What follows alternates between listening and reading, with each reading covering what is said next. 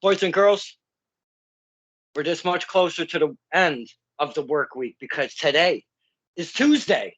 Uh, but what all makes it so much special is when we get out of work, we kick it to the edge, we break the work days back, that son of a bitch, and we get to have some fun with the local talent on Stir in the Pot. This is Stir in the Pot with Don Kincaid and my very special guest. This may be shaky. Suicide Seymour. Thank you so much for joining the show, my man. I do really appreciate your time. Hey, man, thank you so much for having me. It's a pleasure to be here. Absolutely. Now, this is an odd one for me because last night, never met the talent, was turned on by a friend of mine, my lovely Cindy Hart. I love my Cindy Hart. But tonight, again, a talent that I've never talked to, never seen because I'm a jackass and I don't research nothing before these interviews. I'm an asshole. I'm sorry, but that's what I do. Uh, and so 2 nights back to back, boys and girls, we're getting brand new talent that we've never seen in our area. I mean, I'm from CT, so let's start right there off the ripper with Mr. Seymour, Mr. Suicide. We'll figure that out later on. Uh, Mr. Suicide Seymour, where are you from? I'm from CT. I am from a little shithole town called Wilkes-Barre, Pennsylvania.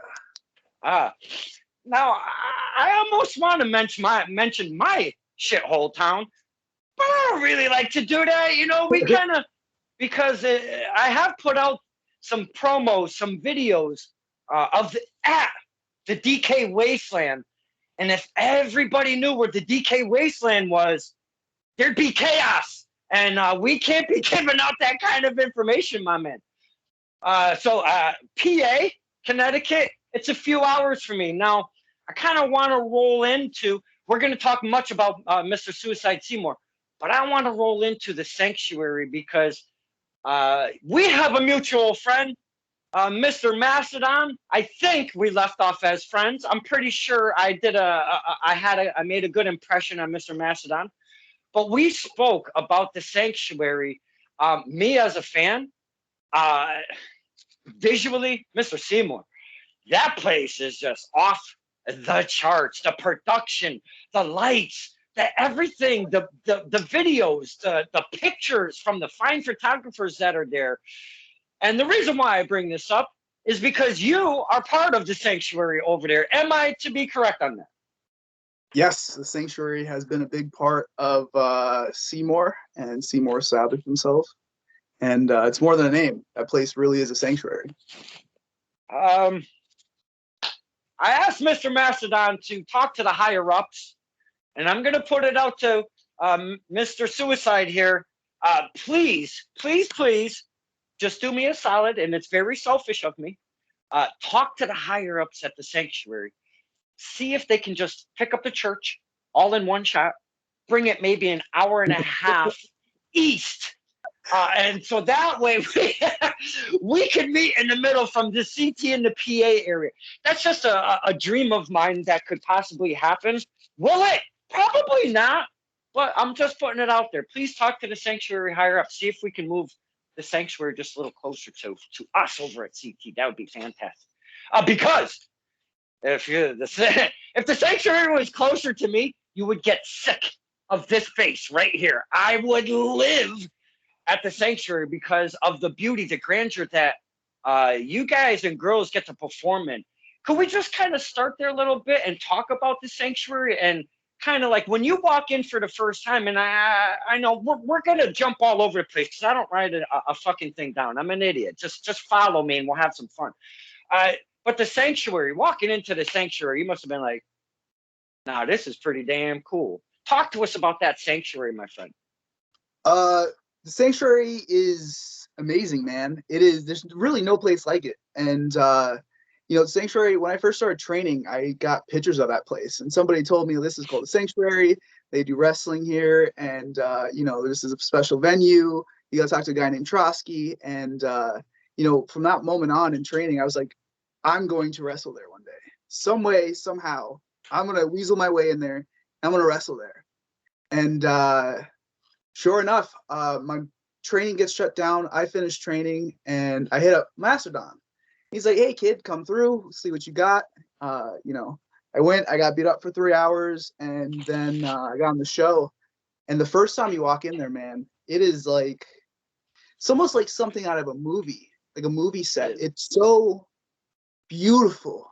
It's beautiful. It has it used to be a church, and I guess they cleared it down or whatever, and they sold it as is. And Trotsky, the guy who owns it, literally gutted just about the pews. That's really it.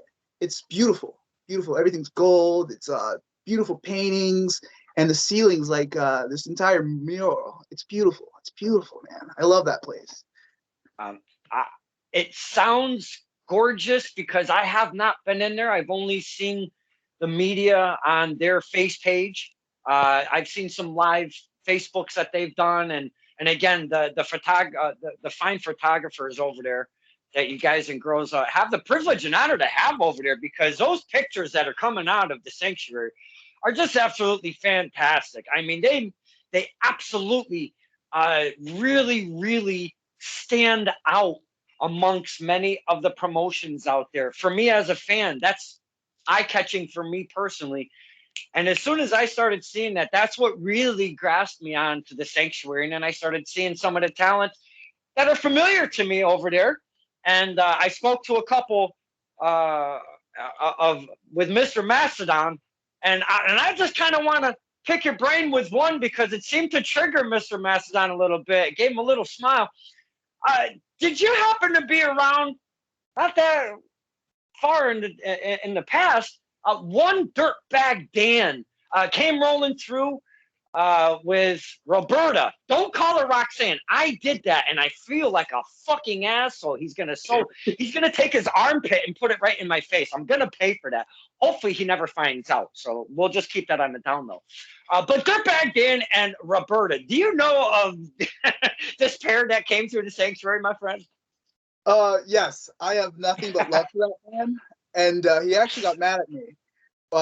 Nobody knew the name was Roberta for the leg, right? So he comes in, and we're going over matches and stuff, and on the little board that there is, I jot down and added in it without asking anybody, Dirtbag Dan with Arm Bundy, and he's like, "No, it's Roberta," and he chewed me out for a good 10 minutes, telling me, "It's Roberta. How dare you? I like that name, but no, how dare you? How dare you?" And I'm like, "Dude, I'm sorry. Just trying to get it over, man."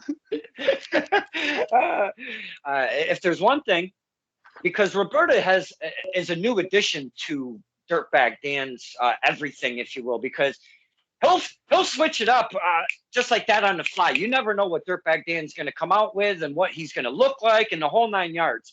But you know it's going to be something, and you'll never forget it. But Roberta is a new addition, and my goodness, you have found out firsthand, my man's touchy about Roberta. Very, very touchy. So treat her with respect. Call her by her correct name. Don't be disrespecting Roberta, because she will put her foot directly up your ass. That's going to happen. I'm telling you. Yes, sir. But I did kind of want to touch upon that, because I love me some Dirtbag Dan. Whether he yells at me at every show, "Shut your mouth, Don Kincaid," I do not care. I love me some Dirtbag Dan. I absolutely do. For what he stands for behind the scenes, in the locker room with the boys and girls, for the time that he's put into business, for his character, for his charisma when he comes out. You know, Dirtbag Dan is in that room. You cannot mistake him. He is a very unique person, character, the whole 9 yards. And I just absolutely love him. He's got a heart of gold. Except when he does the armpit thing, that really pisses me off, because then it leaves a stench on my head. Let's not go there. But this is about Suicide Seymour. Now, excuse me. Now, Mr. Seymour, I am going to get into your career right here, but before we do that, I have to start with the name. What is going on with SS here? Suicide Seymour, it's been boggling me the whole time. Like, does this kid have a death wish? Does it mean something? Does he have a past that maybe we could bring out of him? I mean, there's like so many scenarios that I've gone in my one little brain cell. So since we have you here, my friend, please tell us what the hell is going on with this name, Suicide Seymour. So Suicide Seymour, they say you should take the best gimmicks, right? Are you extension of yourself, turn to 100. And for a reason, growing up, my brain doesn't produce enough serotonin. It's a little broken. So growing up, I was always depressed and stuff, and I grew up very depressed and just almost suicidal in a way. And one day I decided I want to be a wrestler. Like, I want to chase my dream. And I realized that I'm really good at getting beat up and looking good. And I was like, well, if I'm going to take this almost self-destructive energy, why not turn it into something beautiful? Still self-destructive in a sense, but it's an outlet. So I basically lived my gimmick, and I decided to make it my thing. And my whole thing is I have a death wish. I'm really either too stupid to stay down on the mat, or I'm just too stupid to give up on the dream, because like no matter what, we're gonna die, and I might as well chase for gold, you know? There's a lot to take in right there. I'm gonna start with the extension of yourself juiced up for wrestling. Usually that kind of comes later in someone's career because they want to be this crazy character. They want this larger than life comic book movie rock star all squashed into one. They want a crazy name. They want to make an impact. They think they're going to be the best of themselves when they very first come out. But then later on, they find out, you know what? I wasn't feeling all of that stuff I made up. I'm going to try something different. We love to talk about evolution on this show. But Mr. Seymour, you're kind of starting where some, and I'll have to say quite a bit of the wrestlers, performers, athletes, later in their career, they figure out, I'll use Nicole Matala around here. She's from Rhode Island area. She's tried a couple things, but then didn't really work out for herself or the crowd, and it just wasn't gauging, if you will. And then she was like, you know what? One day it just popped. I was walking in the woods and like, I'm American Indian. Why don't I just take that, embrace it, come up with some good looking gear? Because I mean, if you're going to bring that American Indian heritage out there, that native stuff, I mean, holy cow, you can look really, really fire. And she absolutely does. Oh my God, her blue gear is just amazing. But she embraced herself. And then, again, later in her career, you're doing it right at the beginning, I think. And I know I've been jawing about this for probably too long, but I feel you might be at a good point by starting off, because you might not want to change it. You might tweak it down the road and change a little things here or there. But I feel if you embrace yourself and bring it to the forefront of wrestling the way you are at the beginning, it could be very good for your career in the long term, because you're not fishing for anything. I mean, can I go out on a limb and maybe say something like that? Absolutely. Yeah, I would definitely say that. I've only been wrestling for about 10 months now, and it has been quite an evolution. At first, I was like a fuckboy, like a Logan Paul almost. The money gimmick, every Fed has that guy in it.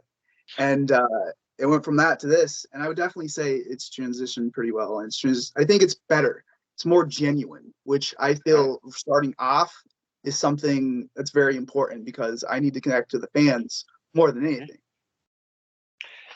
And that's usually one of my topics on Stirring the Pot, is connecting with the fans, because it's such a important and vital tool, that dance between the fans and wrestlers. So getting that connection, again, you're already talking about it, and you're only 10 months deep. So you're starting to really figure out, I need X tool to, provide my character, my performance, and get those fans invested. And how do I do that? You just got to find a way to connect. And if you're doing that already in your young tenure, again, I think it's hats off, because that's a great tool to have to bring yourself up as a performer. You know what I'm saying? I appreciate it. Thank you, sir. So the Suicide Seymour thing, I'm gonna have to just take a wild guess and say you play a heel, the bad guy, if you will. Is that correct? I'm saying. Believe it or not, actually, a lot of times I'm babyface. People. Oh, because you are Somehow- getting your ass kicked constantly, correct? Oh, absolutely, absolutely. I'm 6'3", but I'm only 175 pounds, so I'm a solid kid. Constantly. So you do the face stuff more. Have you done both yet, or have you just kind of worked with the good guy stuff so far? In Pennsylvania, I worked a lot of face. Everywhere else, heel. So I have them back and forth. Do you dress differently from one to another? Do you kind of use your same gear, but just mentally change that up a little bit? Absolutely.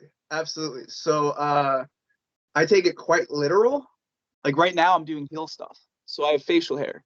When I'm babyface, I'd be babyface, and I do the Ric Flair gimmick, where certain color for certain things. When I'm heel, it's red. When I'm babyface, it's blue. Wow, my man, boys and girls, a young talent living the gimmick. Hey, I'm heel. I have a visual of what my heel look is. What I think it should be. It involves facial hair. It involves, whatever. But now, a couple promotions are saying, hey, can you step up and be a babyface? Of course I can. And my man transforms a little bit. He's jumping right into character. My guy, again, big applause for such a young talent grasping onto these very important tools, working up in your young career. So let's kind of swing back a little bit, because having this knowledge is so vital and so important. Can we talk about who's training Suicide Seymour to be such a smart wrestler at this point in his career? My original trainers were Sauer and Aaron Anthony, Sean and Clay of the Cash Masters over at True Wrestling in Berwick, PA. Okay. And do they have a facility? Is that how this all works, or what's going on over there? We had a facility. We had our own building, and what ended up happening is the Plains Township found out about it, and they hit us with a bunch of codes and violations, and the dude who owned the building was like a real scumlord. And they kicked us out. So we don't have a building currently. We're running out of Berwick, but hopefully soon we'll be training again. I was the last student to come out of there before COVID. So, that totally changed everything. Not just wrestling, obviously, but the entire world.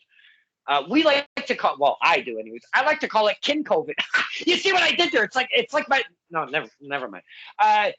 But before the whole pre-kin COVID, everything was running hot. We're all living our life normal as possible. Then all of a sudden this shit happens and everything changes. Now training, at that point, you mustn't, where are you with wrestling in your life when COVID hits? Are you starting to train, or what's the timeline there? So I'm working at a nursing home. I'm saving up to go to school at CZW. And this is maybe like 3 months before COVID hits. So I get to my first wrestling show, like actual wrestling show besides WWE as a kid, the one time I went. And that one show, Ethan Page is on it and everything. I maybe had like 2 months of training, and then COVID just hits. And I think we had one show where it wasn't taken seriously that first like couple days. And then finally we shut down. And man, it just like, it was rough. It was rough, man. Definitely sucked. I've talked to the wrestlers. I've talked to the wrestlers about your mindset, because everybody lost wrestling at the same time. And when you're a wrestler, that's like your life, what you're working towards to be the big picture, to hit and be, hit that platform to where you're on camera all the time and you're providing for your family. That's your livelihood. There is no 9 to 5. There is no clocking in anymore. So could you take us, because again, if you only had a couple months, but a wrestler's mindset is much different than a fan's mindset. So when COVID hits and shit really just shut everything down, what does that do to Suicide Seymour? Like, what do I do? Where do I train? How do I go about this? Like, what do I do now? Where are you at when all of this happens? Uh, Training at True, it hits, and I'm just a hungry kid, so I just want to wrestle, man. I want to get in the ring, and somebody told me anytime you get in the ring, you get better each time just because you got in the ring. So I'm just hungry, man. No one's training, no one's anything.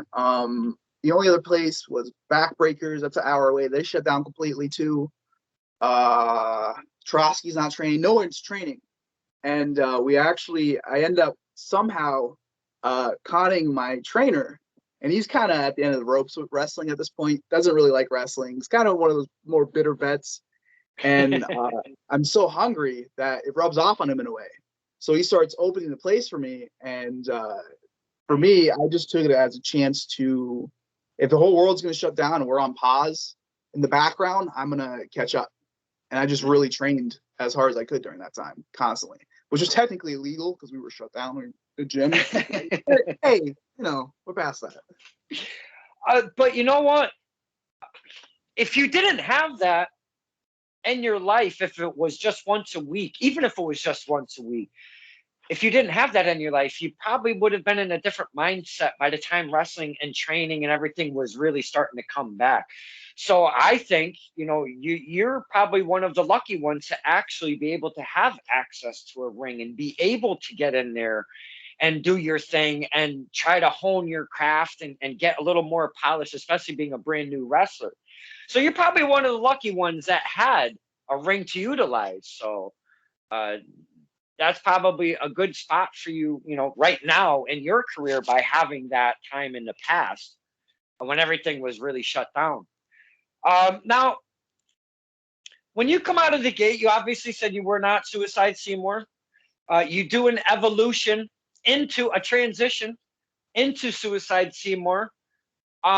Why so early in your career? Were you not feeling it? Was it not a connection with the fans? Were you trying to, or what was the position there? Originally I was Seymour Green, and it started because I was a manager for training, and the gimmick is that you see more green with me, and it kind of just, I was like, all right, well, I'm not a manager anymore. I'm gonna start wrestling. Let's try the fuckboy Logan Paul kind of gimmick. And that's just how it started. Seymour Green, the fuckboy. And I was doing heel stuff. And it's just very awkward. A lot of people, people say I listen very well.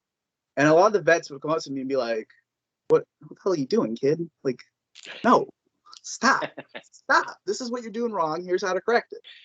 And one show I would listen, and then next show would come next Saturday. And because I was wrestling so constantly, these vets would just constantly correct this. And before you know it, it evolved from that to Suicide Seymour so quickly. It was these little bits of information that you're soaking in, and it's building this puzzle. I like to, becoming a wrestler is such a puzzle because there's so many pieces to make said puzzle. And your trainers, again, it just seems like they really put you in a good solid direction and did it the right and brought you up the right way, because all of these corrections and that feedback may be good or bad. You have to have both in order to gain these pieces and build yourself, getting that psychology, being the physical, getting the physical and the mental and all of that stuff. So no, that's awesome, man. And I can't wait to, really see within the next year, what your career brings you. I'll be definitely looking forward to all of that. But now I want to ask you about, is there a relationship or something going on with Mr. Mastodon? Did I see pictures or something, or am I mistaken? Because I see a lot of footage, I see a lot of pictures, and I do mix up the talent. If I fucked up, I apologize. But is there something going on there with you and Mr. Mastodon? Mastodon is my big brother, my wrestling big brother. He's taken me under his wing. He's really really take him in his ring, and he's a good guy, man. He's a good big brother. He really looks out for me. He takes care of me. And if anything was ever happened, I know for a fact Ross would be the first one to punch him in the head. Now, that's how we connected, was Mr. Mastodon. So I have recently spoken to him a couple weeks back, maybe 3 weeks back. Again, never met him. We've only known each other on Facebook and through the sanctuary stuff. I expected one thing and totally got another. I thought he was going to be this guy that was going to eat my head and shit me out by the time we ended the whole thing. Very informational, given with his time, really talked about the talents to uplift them and get them out in the spotlight. We talked about the sanctuary, again, uplifting that promotion and everything about it. Again, it was like a 180 from what I expected. I thought he was going to be this crazy ass dude and just like really eating me up here for breakfast. But great time with Mr. Mastodon, and I hope he watches this because I don't want that dude on my bad side. Never. Now he's got something coming up. He's tag teaming with Johnny Moran. Don't call him the man. And going up against one of my faves, my all-time faves, one Mike Skyros and Blackstrom. I feel, and I want to go to that so bad, dude, but it's like 2.5 hours away from me, and it's just, yeah, it's just for a fan. I've done those drives for a while, and I can't do them anymore. I kind of pick and choose my distance. The 2.5, 3 hours. I'm like, ooh, I don't know about that. 2 is kind of like my limit. We'll see what the card is. We'll see what's going on, but and that's the reason behind if you could have the sanctuary move a little bit closer, because it is like 3+ hours for me to get down there. But I just may say F it and do something with a little hotel visit so I can hang out, check out the sanctuary, be comfortable, and not have to take that drive home in the same night. I might do that very sooner than later. And I know you guys do these casting calls and you're building up the brand and all of that. And I love everything that's going on over there. Besides the sanctuary, where's Suicide Seymour performing? Are you kind of staying within there? You have other things going on? What other promotions do you have under your belt here? Right now, PBW. Okay. Hold on. We love the call letters, but give us the call letters and the name, because the people that don't know of these promotions, we want to be able to hear it. Maybe we can check out some new promotions and stuff. Actually, I don't know what PBW stands for. Oh my God! That's a really good question. It's Pennsylvania something wrestling, but everyone here just calls it PBW. So I'm so used to that. Like it's like, oh wow. You're gonna have to look into that. What, man, that bothers me. I gotta figure out what that is. And I have my phone right here for the camera, so I can't even Google it. Me either. Them, True Wrestling, Sanctuary, and Carnage Wrestling now on the 22nd. That's New Jersey. That's a new fed that's running. Okay. So just those right now. All right. But spreading your wings, that's what counts, because, staying at home, getting a little too comfortable, maybe working with some of the same talent over and over. You don't challenge yourself. You don't get to continue to evolve. So spreading your wings and going to new promotions. I love hearing that, my man. You got to do the drives, as they say. But mainly you're working in PA for the most part right now. Yeah. Luckily, with some of my friends like PJ Savage and Jay Bougie and a couple other guys, they have really helped me out, and they're starting to get me into other places, which is cool. Very cool. I know you're not a big fan of that group of people, but those are my boys. Okay, let's put something on the table. Excuse me. Mr. PJ Savage, Uh, love me some Mr. PJ Savage. I know he's part of this whole takeover. You've got the faceless ones, Chaco and Face. You've got Mr. PJ Savage, and you have Jay Bougie. I like to call him Jay Bougie with 3 O's, like Jay Bougie, Bougie. Oh shit, I'm trashing the place. But I get a little excited. I'm sorry. But the takeover collectively, what a force these guys have been making their way around from promotion to promotion, and doing that networking, gaining relationships and friendships and all of that stuff while doing the drives and all of these different promotions. Those guys are on fire, all of them, period. They are all on literal fire. And I just want to add one more. We have Prince Ahmed that comes through, and my God, that guy has got the look. He has these innovative moves. He's doing the OVW thing quite regularly now under his belt, and congratulations on that, Mr. Prince Ahmed. Love him. I've been trying to nail him for an interview. Very hard to do because he does not do interviews. But I'll keep digging. We'll see if we can wear my man down. Please, Prince Ahmed, if you're watching this, just do an STP, please, pretty please. But yeah, PJ Savage, love me some PJ Savage. Faceless ones, I kind of got a rocky relationship with those guys. I see them at the shows, and I boo loud and proud. They don't like that.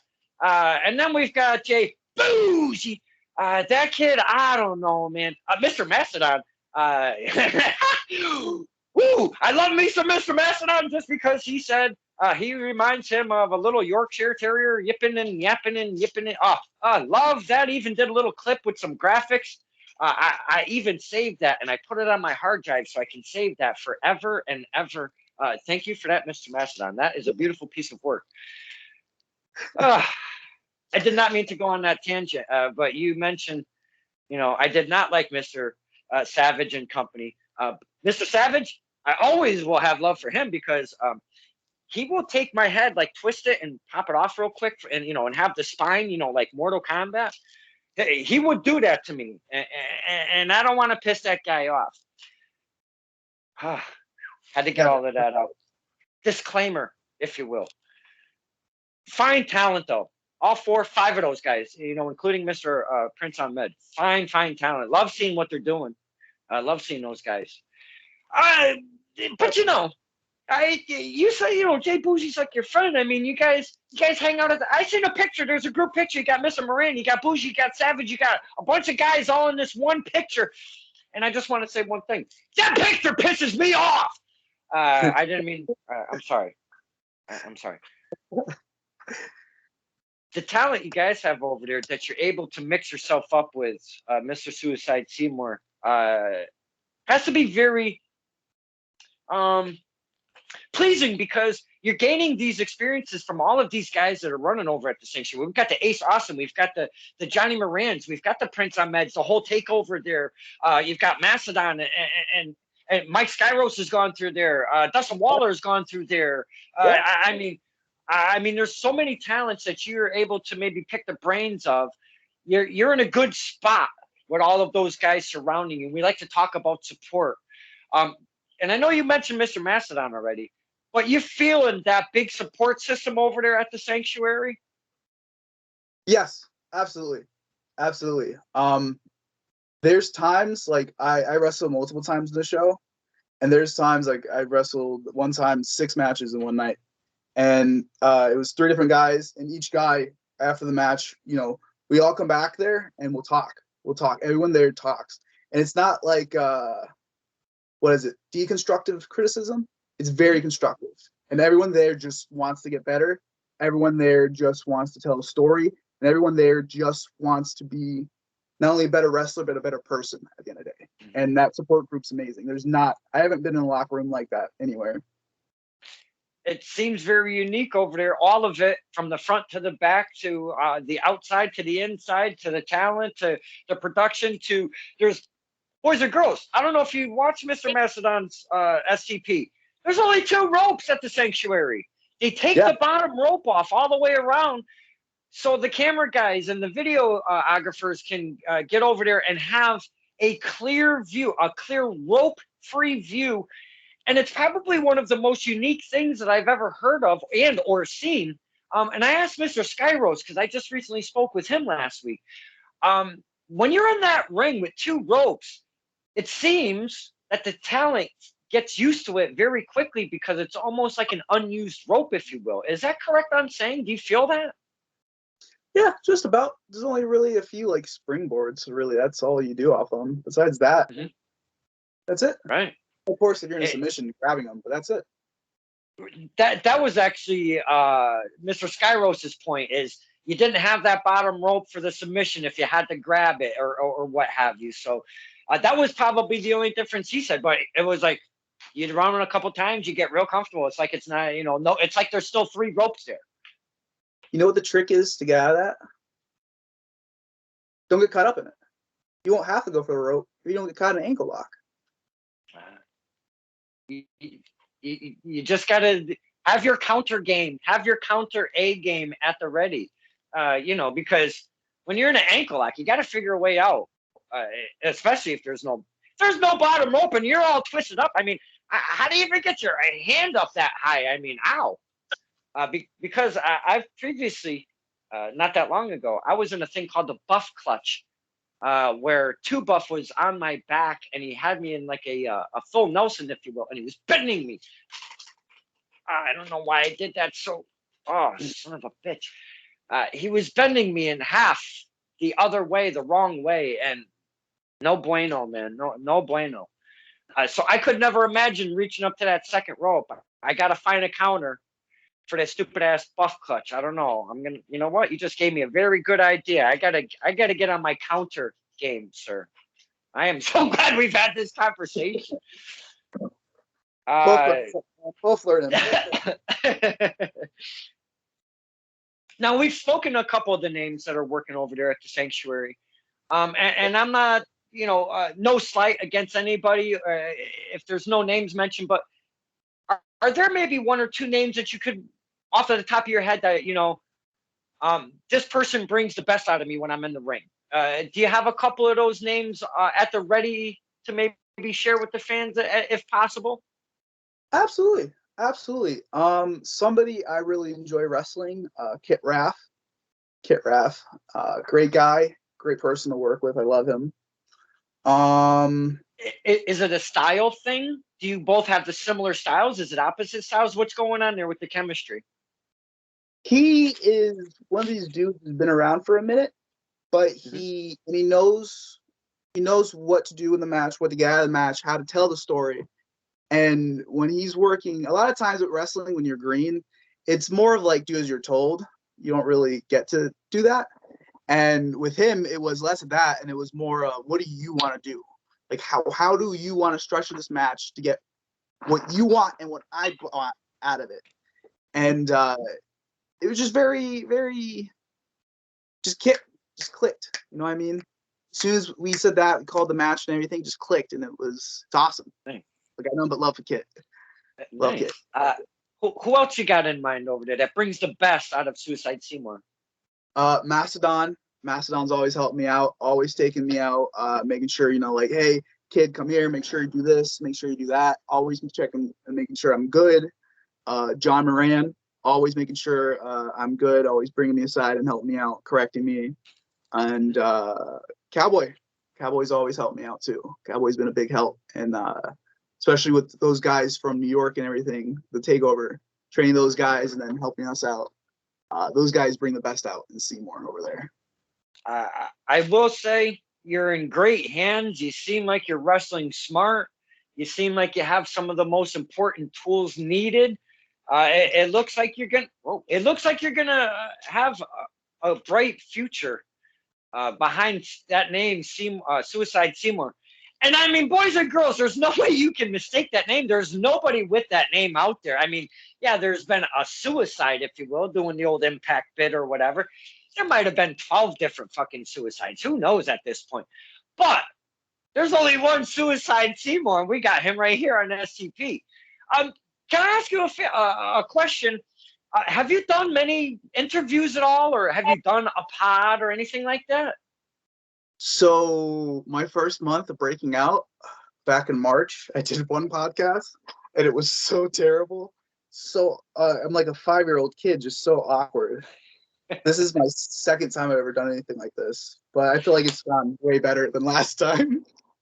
Well, we like to hear that. Um, but that's the setting on STPs. We just like to make it comfortable. It's just like two friends hanging out, talking wrestling, talking Suicide Seymour, maybe talking some Sanctuary and the talents that come from there or what have you. So I've always tried to just make it comfortable.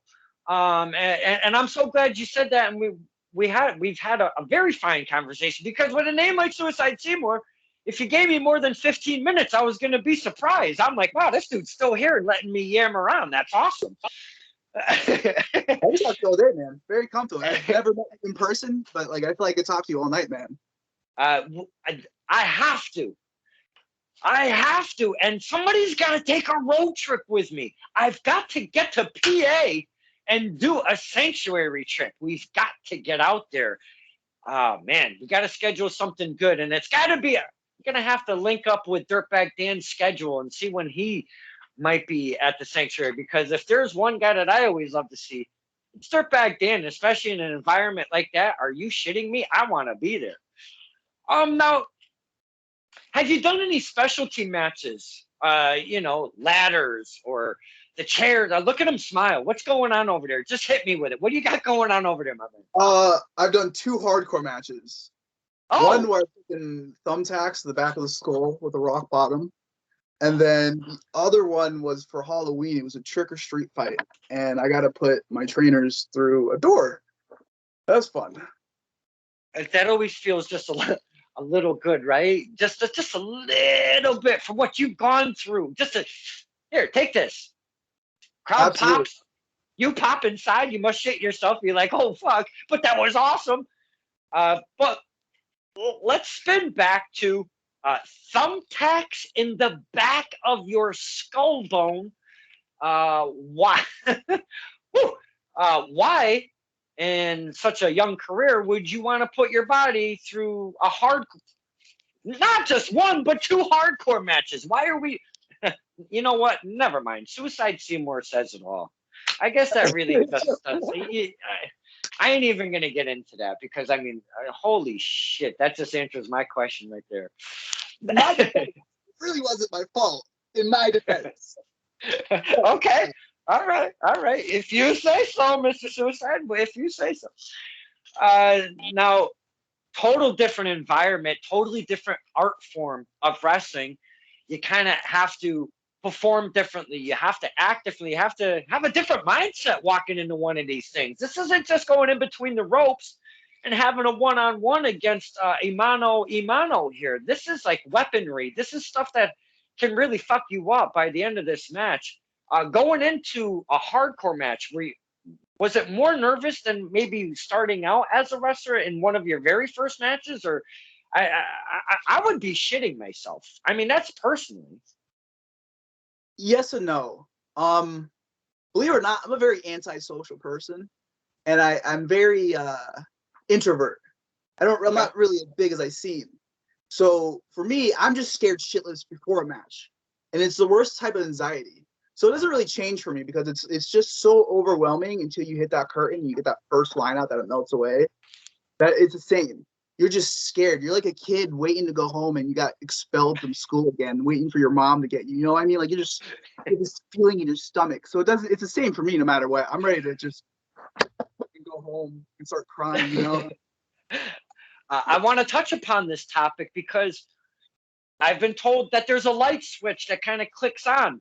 Not everybody, it's not going through the curtain. Sometimes it's going through the curtain. Sometimes it's when the music first starts. Sometimes it's just getting to that venue parking lot. Sometimes it's walking through the venue. Sometimes it's in the locker room. When does that light switch really kick on for Suicide Seymour? For the anxiety to kick in or for the melt away? To go away, and now it's game time. Is it the curtain and the music, or the music and the curtain? Where are we at here? It's probably the music helps build it up. But the second you go through that curtain, you see that little light, and you say your first line. And then you get that first line out, and I always shut my eyes and just scream, just to break the ice. And as soon as you just open up your eyes and you see everyone staring at you, gone. It's go time. It's go time. This is what we've been waiting for our entire life. It's go time, baby. Let's go. It just melts away. Now, a part of this topic that I wanted to speak of is I heard an interview with George St. Pierre. George St. Pierre is one of the most renowned MMA fighters in the history. During this interview, there was a question of, do you get nervous before the fights? And he goes, I'm never nervous before the fights. I am deathly afraid every single fight. I work myself up into a nervous wreck because I just hope that everything is okay. I hope that I walk out safely in one piece, or I hope that I still have my championship. There's many things that he thinks about before going out there, and it's every single fight. He said every time without fail, he is scared shitless to go through that walkway, that area, to go through there, go down the ramp or what have you, and get into the ring. And he goes, it doesn't really go away until it's all over with. So we're talking about one of the most renowned, top world-class athletes of our generation, and he's scared shitless every single time he was going out for a fight. To me, that kind of flips me around mentally as a fan, because you would think a guy like that has such confidence walking to that ring. But you could never tell that he was scared shitless going out to that ring either. He somehow he found a way to get out there and just do it. So I did want to bring that up because, and I wasn't comparing to, what you feel and what he feels, but it's a world-class athlete that goes through the same kind of stuff that the younger guys and girls coming up feel, or even people that have already been in the game for a bit still feel, before they go through that curtain. I thank you for sharing that, because not everybody wants to share, kind of what happens pre or upstairs or like for real. You know what I'm saying? So I do appreciate you sharing that kind of stuff. Absolutely. Because we talk about the physical, we talk about the mental, everything that it really takes to be a wrestler. And without both, you're shit out of luck. You got to have both to really kick it into high gear and put your full effort into it. As a wrestler, you're 6'3", and what'd you say you run about? What? 175. But just for the sake of this, it's 180 now. Okay, we'll give you 182. You know what? That'll be the title of this episode. I'd like to call them all differently. We'll give you 182. That's the title of this episode. Now, being a tall guy, like you were saying, thin. I mean, I'm built like a candle. I'm only 5'10". I'm a $130 with like quarters and shit in my pocket. What style would you classify yourself as a wrestler?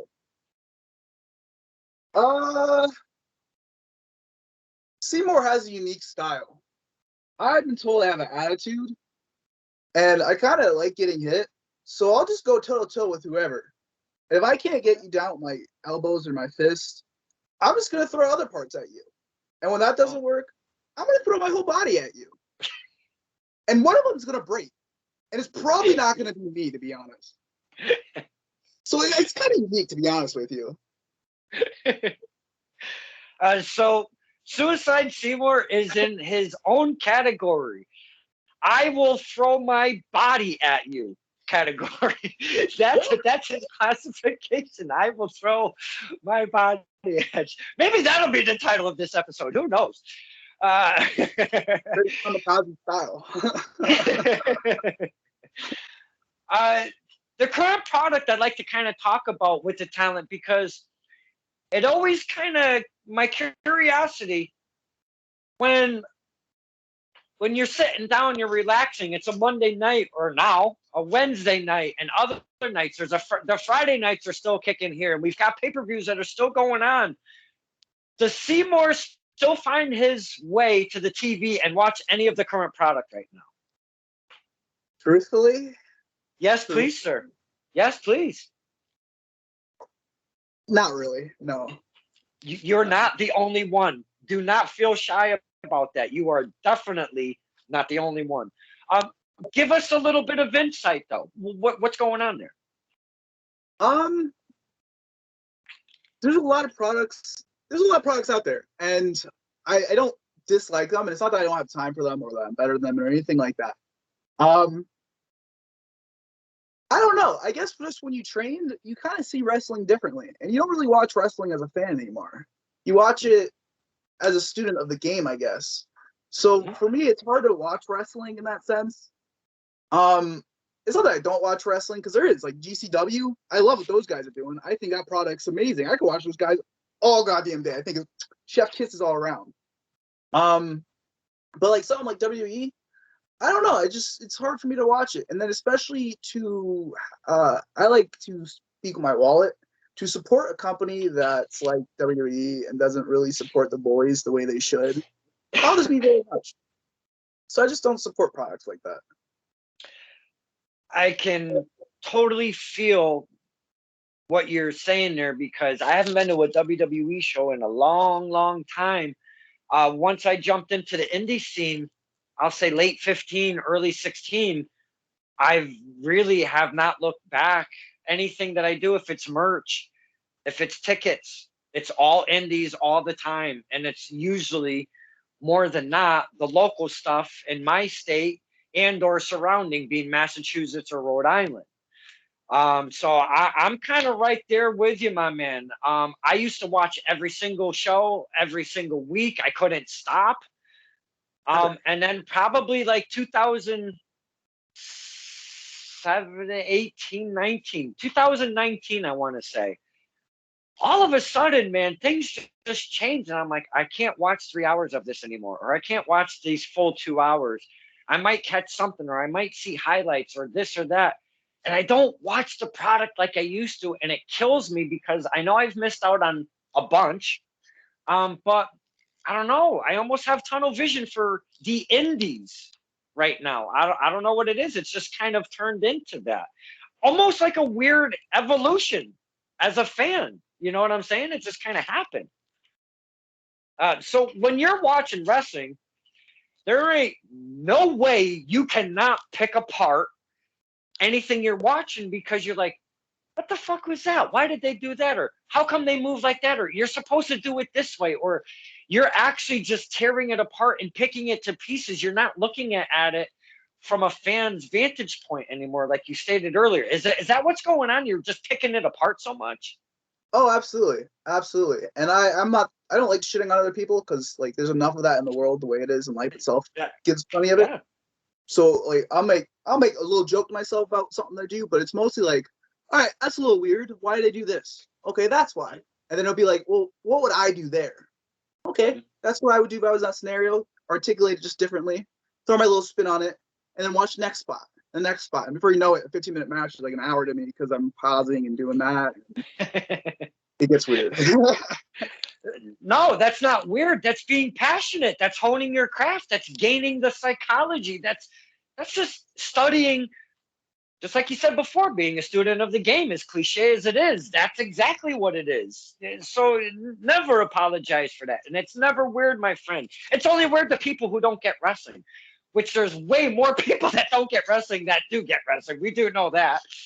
Trying to find a friend, I've talked about, trying to find a friend in school, just one alone to hang out and bullshit about wrestling is always a challenge. And when you do find that, when you latch onto him, like, he's your best friend in the entire universe. So just being able to talk wrestling to anybody, because all you do is watch it and you can't really say anything to anybody because there's not too many people that dig it.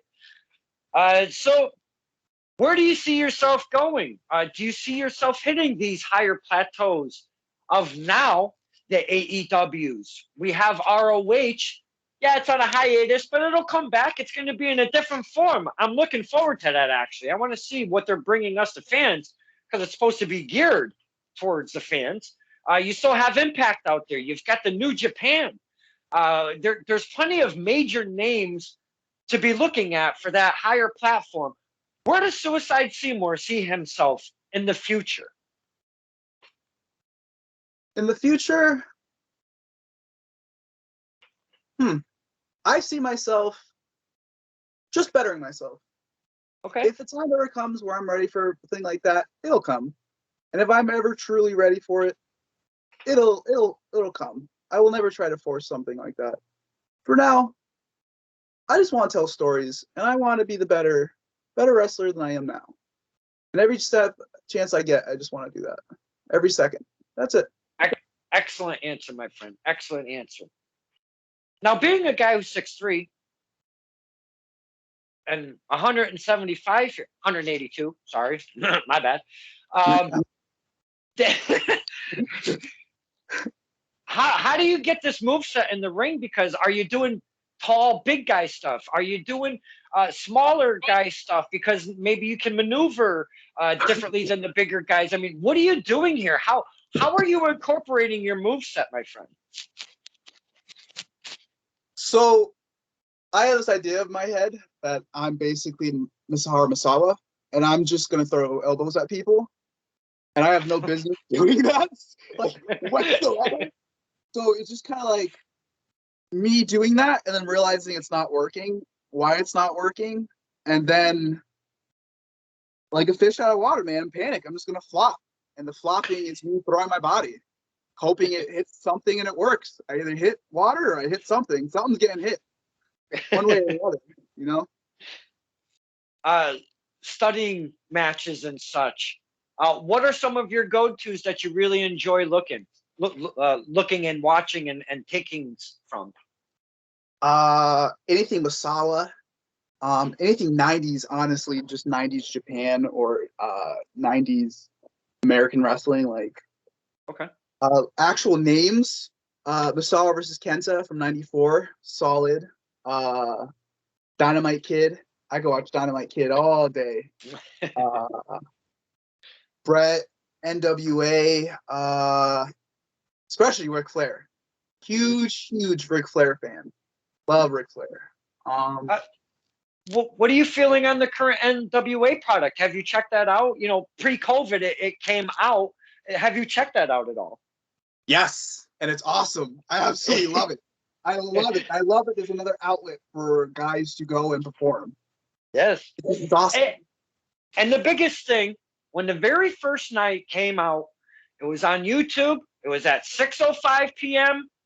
And they came out with docking into the fire. They were in a studio. It held a couple hundred people.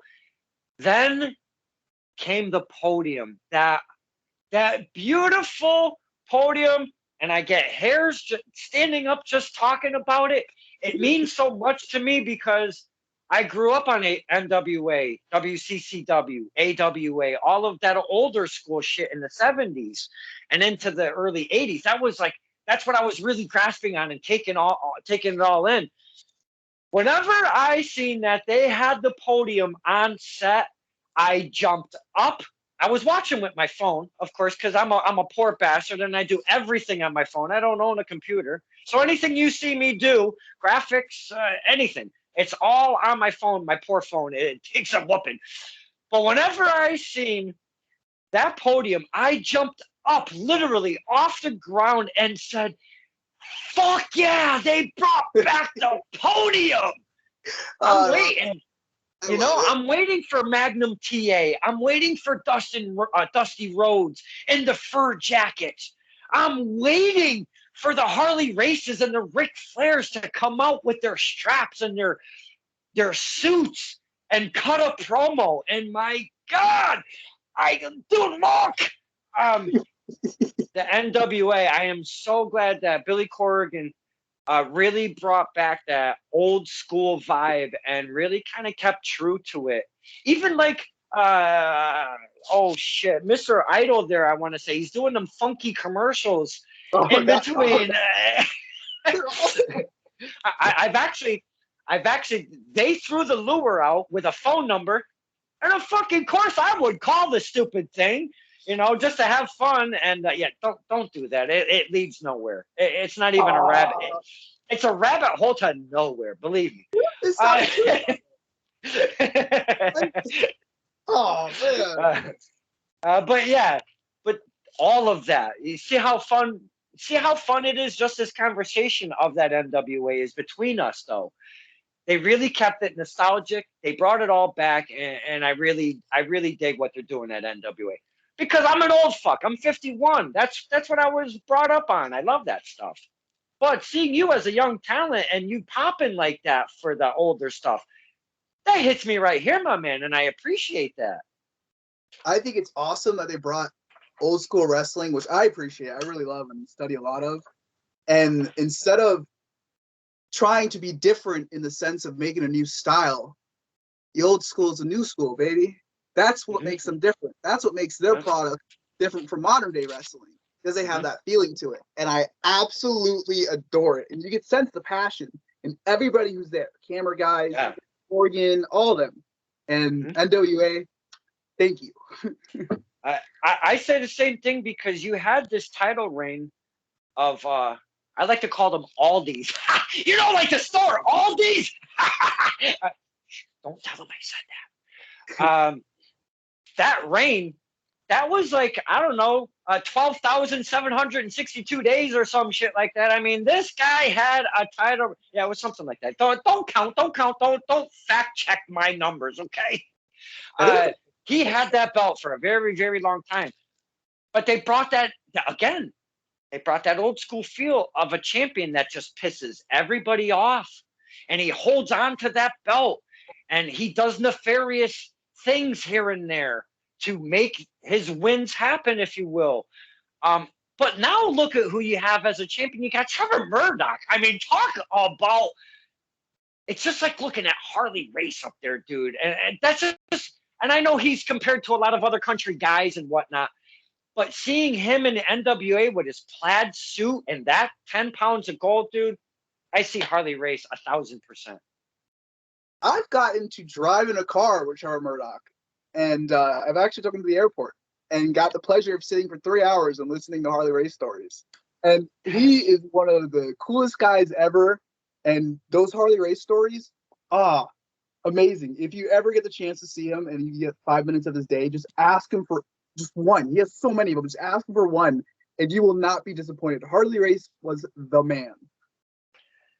I asked a couple of the guys. There was a seminar with Trevor Murdoch at, I want to say it was for Atlantic Pro Wrestling, almost positive.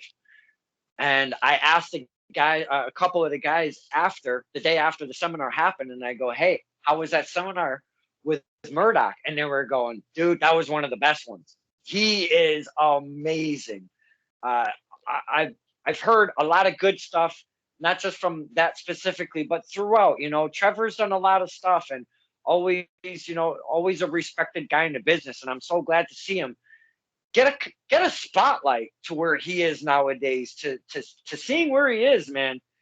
He's not playing some dumbass hick on WWE TV somewhere. He's, and I know you gotta have your evolutions in your career, but seeing where he is now, absolutely, I love seeing that. We've talked so much, Mr. Seymour, about so many things with your career, the Sanctuary, the talent, a couple more promotions. We've talked nostalgia. We've talked so much, and I can't thank you enough for sharing your time with us. Again, I thought you were going to crash this party at about 17 minutes or so and be like, fuck you. But you hung out with us for a good, solid hour, and I thank you so much for spending the time with us, the fans, my friend. Thank you for having me, man. I appreciate it. I'm very humbled to be a part of this. So thank you. Absolutely. Down the road, I'm going to put out an open invitation. Maybe 6, 7, 8 months down the road, we can see what Mr. Seymour is up to in his career, especially being so young and having a young tenure right now. I can't wait to see what's going on in the near future. So if I reach out to you, no matter if I've gone down to the Sanctuary and booed you a bunch, just give me a little, hey, yeah, I don't mind joining you on the SCP, and we can have a return of Mr. Suicide Seymour. That'd be a blast. Oh my God, I would love it. Thank you so much, man. Yeah, definitely. Now, before I let you go, and I know you're very young in your career, and I know I've said that probably too many times, but you have to kind of put that little stamp on it, because there isn't a lot of experience. So before I do let you go, up to now, is there any cool little quirky story that you can share with us, the fans? May it be a drive to the promotion, a drive home, may it be setting up the ring, may it be setting up for a match, may it be any type of situation that you could share that we can maybe have a little ha-ha fun with before we let you go, sir?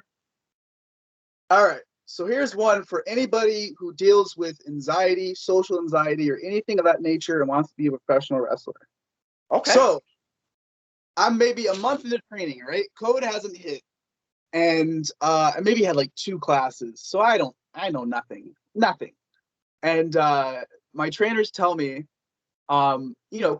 Seymour, go and talk to the guys. Don't be a mark. Don't, ask pictures and freak out and, all that. Just talk to them like you would normal people. Because I never met a wrestler day in my life. You don't know anything. And I'm like, all right, okay, cool. I'm going to try to better myself too as a human being, like as a man, and try to overcome this anxiety, the social anxiety that I have where I can't talk to people. How I wrestle in front of hundreds of people, I don't know. But I have to get over social anxiety. So I made it a point to try and talk to everybody. And it's intermission. Ethan Page is standing there.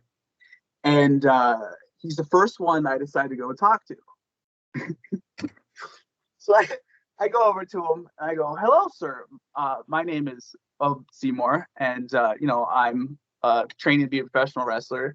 My trainers told me I should talk to the guys. He's like, oh, cool, man, cool. He's really cool, humble, whatever, talking to me. And he's like, so what questions do you have? And there's like maybe 15 seconds of awkward silence. And I go, so I don't really know what to say. Do you like wrestling? And he senses that I'm green, so green that I don't know what to do. And I don't really blame him because I would do the same thing. He starts to mess with me. But I'm so like awkward out and on the spot, I don't know what to do. And he goes, no, I hate it. And I'm like, oh, well, that's weird. Why? What? Well, all right. Do you like wrestling for Impact? He goes, no, it's the shit, man. It's the worst thing ever. I go, but why would you do it if you hate it? He's like, I don't know, man. I don't know. And I'm like, so awkward out that finally I'm just like, all right, I'm so sorry. I'm going before I embarrass myself anymore. And he actually ended up saying something to my trainers. And he goes, Jesus, that kid is awkward. Oh, God. So you go up, you try to maybe pick the brain of said veteran. Does not go very well, spins right back around to your trainer from one Ethan Page. Thank you so much for sharing that with us, my friend. I appreciate that. Tell me a lesson, man. Tell me a lesson. But I think the moral of the story is, though, boys and girls, just go up and do it. You have to you got to cross those bridges. And if you see me at shows, it's almost like I have zero wall. I will say hi to anyone and everyone, no matter what age they are. But get me away from the shows. And I am just like one of the quietest dudes you've ever seen in your entire life, bro. I swear to you. It is the absolute truth. But boys or girls, just do it. If you see a veteran and you're young in your career and you do want to pick the brain, you got to just ask them, because if you don't, it's the same thing with me when I want to say, hey, would you mind doing a quick promo? I see the Sandman over there standing there with a stick and a beer. I'm shitting myself. Do I want to go over there? Absolutely not. Do I want to see if he will give me at least 30 seconds to maybe 60 seconds of his time? I do, because I want to be able to say that I got a Kincaid file of Sandman. Fucking Sandman. I walk over there and I go, hey, blah, blah, blah. This is what I do. If I can get just like maybe a minute of your time. He's like, nah. And I go, okay, nice meeting you, man. And I turn right around and I just kind of away. And I was like, fuck. But so funny. I asked. That's the whole moral, my friends. Just give it an ask. You might come through with some gold out of it. You might just have to walk away with a big fat no and nothing out of it. Who knows if you don't go for it, though? Mr. Seymour, you have to go for it. Yes, sir. Now, before I do let you go, Where can we find you on the old social medias? Can we find footage on the YouTube somewhere? Give us some vitals so we can find your stuff. You can find me on literally anything, including Twitter, but I don't really use Twitter. I don't know why. Drop Dead Seymour, all one word. I can talk. One word. Instagram I use a lot if you really want to catch me for bookings or anything of the sorts. Facebook, Drop Dead Seymour on Facebook. What a fine hour plus we had talking with our new friend Suicide Seymour. I can't believe I just interviewed somebody with the name Suicide. Are you shitting me? What a fine conversation we had, though. What a grand time on a fine Tuesday evening. This is Stirring the Pot with Don Kincaid and my very special guest, Suicide Seymour. Thank you so much, my man. Thank you for having me.